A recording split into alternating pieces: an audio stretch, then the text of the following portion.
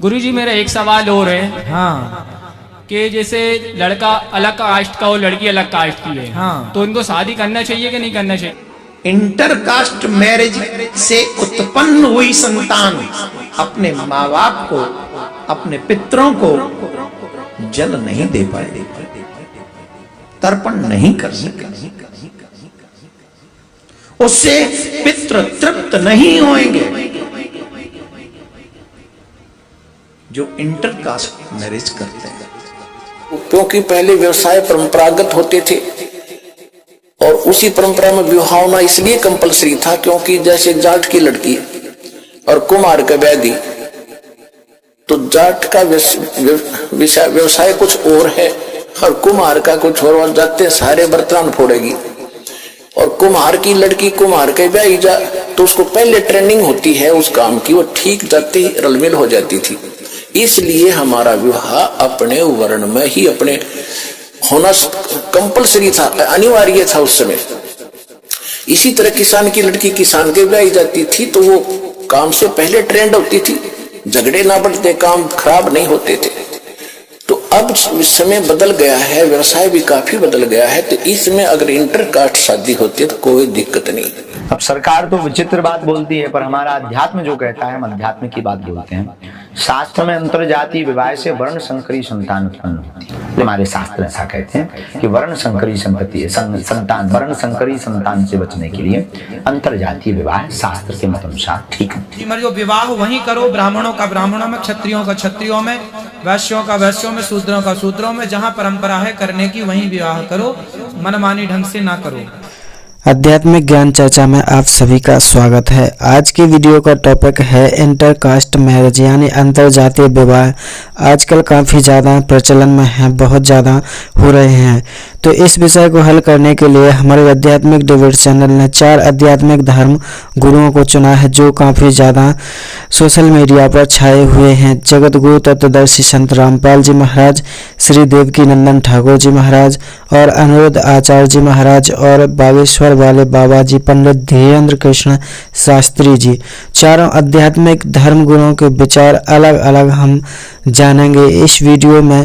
तो आइए आध्यात्मिक ज्ञान चर्चा को आगे बढ़ाते हैं और सबसे पहले जानते हैं श्री अनिरुद्ध आचार्य जी महाराज जी का क्या कहना है अंतरजातीय विवाह पर। गुरुजी मेरा एक सवाल और है। हाँ कि जैसे लड़का अलग कास्ट का हो, लड़की अलग कास्ट की है, हाँ। तो इनको शादी करना चाहिए कि नहीं करना चाहिए? नहीं करना चाहिए। वो लड़की जबरदस्ती करे तो जबरदस्ती करे तो बोलो जहाँ तेरे मन करे वहां मर, हमसे काहे मर रही है यहाँ? हाँ पर जो विवाह वहीं करो, ब्राह्मणों का ब्राह्मणों में, क्षत्रियों का क्षत्रियों में, वैश्यों का वैश्यों में, शूद्रों का शूद्रों में, जहाँ परंपरा है करने की वहीं विवाह करो, मनमानी ढंग से ना करो। जी गुरुदेव। वरना संतान वर्ण संकरी पैदा हो जाएगी, संतान वर्ण संकरी होती है फिर।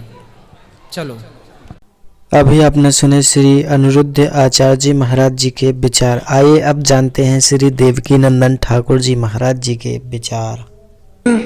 इंटरकास्ट मैरिज से उत्पन्न हुई संतान अपने माँ बाप को, अपने पितरों को जल नहीं दे पाएगी, तर्पण नहीं कर सके, उससे पितृ तृप्त नहीं होंगे। जो इंटरकास्ट मैरिज करते हैं, युवाओं से मेरा निवेदन है, आग्रह है, हम मनुष्य बनकर आए हैं, पशु नहीं। और मनुष्य की योनि में जब जन्म लिया उसी समय हमारे ऊपर बहुत रिस्पॉन्सिबिलिटी हो गई थी। जिन माँ बाप के घर में हमारा जन्म हुआ है उन माँ बाप की ही नहीं बल्कि उनसे पूर्व जो पितर हैं उनकी भी जिम्मेदारी हमारे ऊपर है। हमारा एक आचरण उन पितरों को नरक में धक्का मार सकता है और हमारा सतोगुण हमारे उन पितरों को भगवान के धाम तक पहुंचा सकता है। जैसे ट्रेन के इंजन के पीछे तमाम डिब्बे होते हैं और यात्री अपनी मंजिल तक पहुंच जाते हैं। चलता तो अकेला इंजन ही है, डिब्बे नहीं चलते हैं, इंजन ही चलता है, लेकिन उस इंजन का सहारा लेकर डिब्बे भी अपनी मंजिल तक पहुंचते हैं। The same thing my dear, इस समय अगर हम जिंदा हैं तो हम इंजन हैं और हमारे जो पितृगण हैं वो डिब्बे के रूप में हैं। हमारे सत्कर्म और बुरे कर्मों का असर, इंजन जिधर जाएगा डिब्बे उधर जाएंगे। तो जो कर्म हम करेंगे उसका रिएक्शन, उसका फल हमारे पितरों को झेलना पड़ेगा। इसलिए इंटरकास्ट मैरिज हमारे यहाँ अलाउड नहीं है, हमारे भी संस्कृति में नहीं है। अभी आपने सुने श्री देवकीनंदन ठाकुर जी महाराज जी के विचार। आइए अब जानते हैं धीरेन्द्र कृष्ण शास्त्री जी के आध्यात्मिक विचार। महाराज जी हिंदू एकता की बात करते हैं और कहते हैं जातियों में बंटकर नहीं रहना चाहिए, एक रहना चाहिए। तो इस पे जो होते हुए अंतरजातीय विवाह होते हैं वो शास्त्र सम्मत है या नहीं है, इस पे आपके क्या विचार? बहुत अद्भुत विषय। अब सरकार तो विचित्र बात बोलती है, पर हमारा अध्यात्म जो कहता है हम अध्यात्म की बात बोलते हैं। शास्त्र में अंतरजातीय विवाह से वर्ण संकरी संतान उत्पन्न होती है, लेकिन वर्तमान युग बड़ा विचित्र है। इस बात को बोलने से तत्क्षण विरोधाभास प्रकट हो जाएगा। तो भाई इसमें तो यही उपाय उपचार है कि जिसका मन जहाँ लगे सो ठीक है, पर प्रयत्न ये करना चाहिए कि हमारे माता पिता और गुरु आज्ञा से हमारा विवाह हो और हमारे परिवार से संबंधित हो, तो निश्चित रूप से समाज से संबंधित होगा, उत्तम होगा। लेकिन सनातन को एकत्रित करने के लिए, हिंदुओं को एकत्रित करने के लिए अब जात पात से ऊपर उठना चाहिए। जात पात तक अगर सीमित रहेंगे तो हमारी दुर्दशा होगी और हम ज्यों के त्यों अवस्था में रहेंगे। लेकिन अगर जात पात से ऊपर उठ जाएंगे तभी हिंदू एक हो पाएगा। इसलिए वर्तमान की परिस्थिति को देखते हुए सर्वग्राह्य रूप से स्वीकार। शास्त्र मत भी बता दिया और वर्तमान मत भी बता दिया कि वर्तमान क्या चाहता। देखो भाई, जब दिया ही नहीं रहेगा तो बाती का क्या करोगे, और राष्ट्र धर्म ही नहीं रहेगा तो जाति का क्या करोगे। जब देश ही नहीं बचेगा तो लो जाति धरे रहो।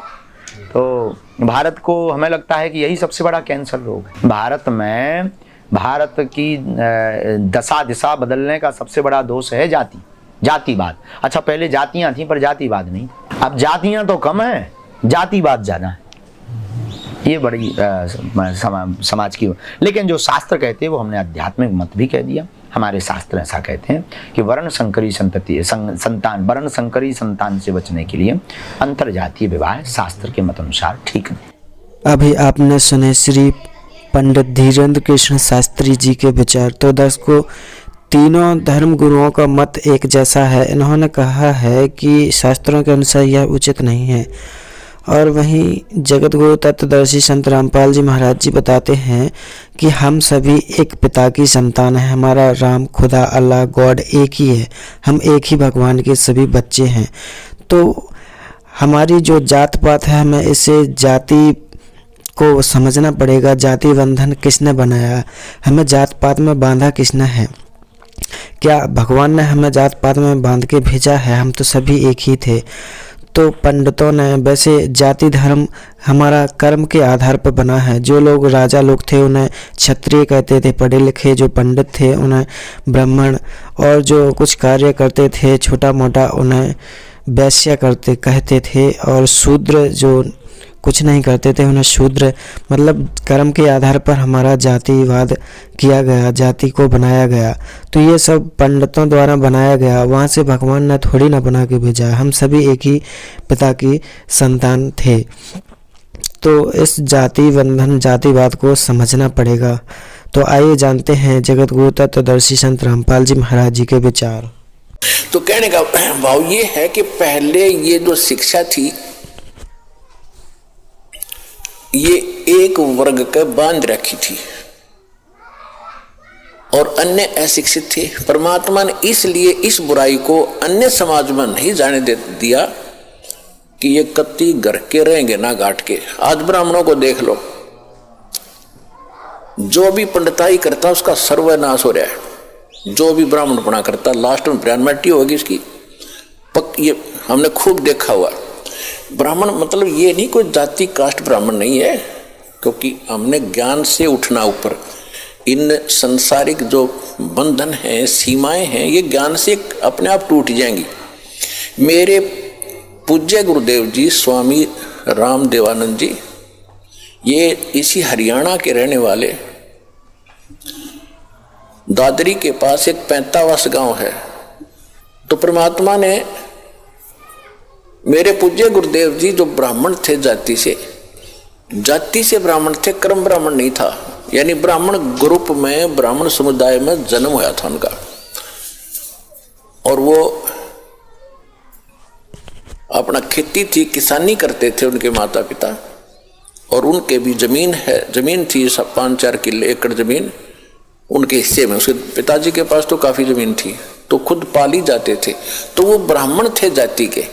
जब उनको ज्ञान हुआ, हमारे पूज्य दादा गुरुजी उनको मिले, और मेरे दादा गुरुजी यानी मेरे गुरुजी के जो गुरुजी थे वो छावला गांव है दिल्ली में, नजफगढ़ के पास।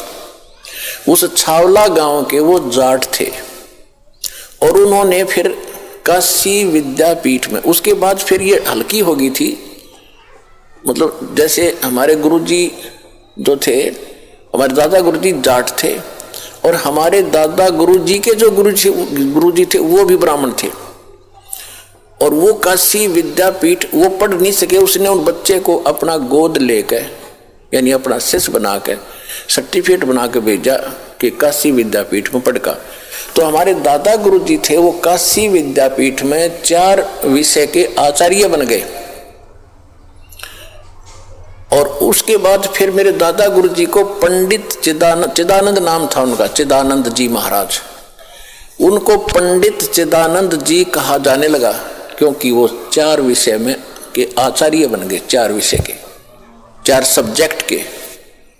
और उनका एक गांव है, उनका गांव गोपालपुर, तहसील खरखोदा, जिला सोनीपत।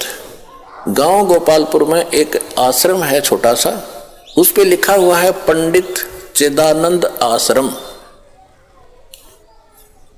गोपालपुर। दास उसको देख कर आया है। तो कहने का भाव यह है कि हमारे दादा गुरुजी जाट होते हुए पंडित कहलाए, और मेरे पूज्य गुरुदेव जी ब्राह्मण होते हुए वो ब्राह्मण नहीं, एक संत कहलाए, स्वामी संत। तो ये जाति कर्म से है, अपनी जन्म जात से नहीं होती। जैसे आज कोई भी लड़का, जैसे हमने देखा एक जाट, और जहां दास सर्विस करता था नहर विभाग में, वहां चिनाई का काम करता था, राजमिस्त्री कहलाता था, राजमिस्त्री। और गांव में भी उसने राजमिस्त्री कहते थे, जाट होते हुए भी। तो इसी प्रकार एक ब्राह्मण का लड़का दिल्ली में नाई की दुकान खोल रहा है, बार्बर, तो उसको राजेश बार्बर कहते हैं, जबकि वो पंडित है वर्ण से, लेकिन कर्म से वो बार्बर नाई कहलाता है। तो इसी प्रकार हमारी ये जातियां बनती चलेगी, ग्रुप बन गए। फिर क्योंकि पहले व्यवसाय परंपरागत होते थे, और उसी परंपरा में विवाह होना इसलिए कंपलसरी था, क्योंकि जैसे जाट की लड़की और कुम्हार का व्याधि, तो जाट का व्यवसाय कुछ और है और कुम्हार का कुछ और, जाते सारे बर्तन फोड़ेगी। और कुम्हार की लड़की कुम्हार के ब्याह जा, तो उसको पहले ट्रेनिंग होती है उस काम की, वो ठीक जाते ही रलमिल हो जाती थी। इसलिए हमारा विवाह अपने वर्ण में ही अपने होना कंपलसरी था, अनिवार्य था उस समय। इसी तरह किसान की लड़की किसान के ब्याह जाती थी, तो वो काम से पहले ट्रेंड होती थी, झगड़े ना बढ़ते, काम खराब नहीं होते थे। तो अब समय बदल गया है, व्यवसाय भी काफी बदल गया है। तो इसमें अगर इंटरकास्ट शादी होती है तो कोई दिक्कत नहीं, क्योंकि हम मनुष्य हैं, हम एक पिता के बच्चे हैं, और हमारा एक ही उद्देश्य है, यहाँ से मोक्ष कराना। अभी आपने सुने जगत गुरु तत्वदर्शी संत रामपाल जी महाराज जी के आध्यात्मिक विचार। तो दर्शकों, आपको कौन से धर्म गुरु के विचार अच्छे लगे कमेंट करके जरूर बताइएगा। जल्द मिलेंगे अगले वीडियो में, तब तक के लिए धन्यवाद।